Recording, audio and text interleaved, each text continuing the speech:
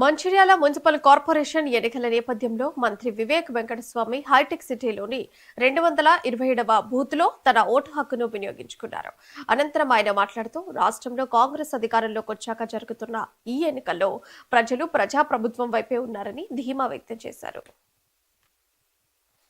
Congress party ప్రభుత్వంలో వచ్చిన తర్వాత మొదటిసారిగా రాష్ట్ర వ్యాప్తంగా మున్సిపల్ ఎలక్షన్స్ జరుగుతున్నాయి.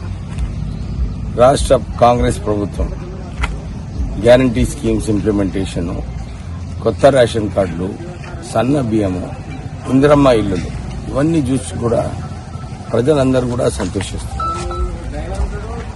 అప్పుల రాష్ట్రం చేసిన తర్వాత టీఆర్ఎస్ ప్రభుత్వం ఇంత ఖజానా ఖాళీ చేసినప్పటికీ కూడా కాంగ్రెస్ ప్రభుత్వం రుణాలన్నీ కూడా సరిదిద్దుకొని ఈ రాష్ట్రానికి ముందు అడుగులో తీసుకెళ్తుంది.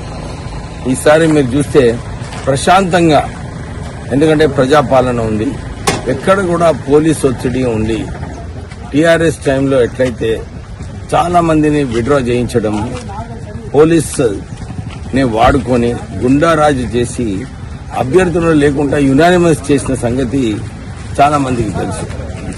కానీ ఈసారి ప్రజాపాలన డెమోక్రటిక్ వే, ఎవరు నిలబడాలనుకుంటే నిలబడచ్చు, ఎవరిపైన కూడా ఒత్తిడి లేకుండా ఎలక్షన్స్ జరుగుతున్నాయి. ఈ ఎలక్షన్స్ లో కాంగ్రెస్ పార్టీ అధిక మెజారిటీతో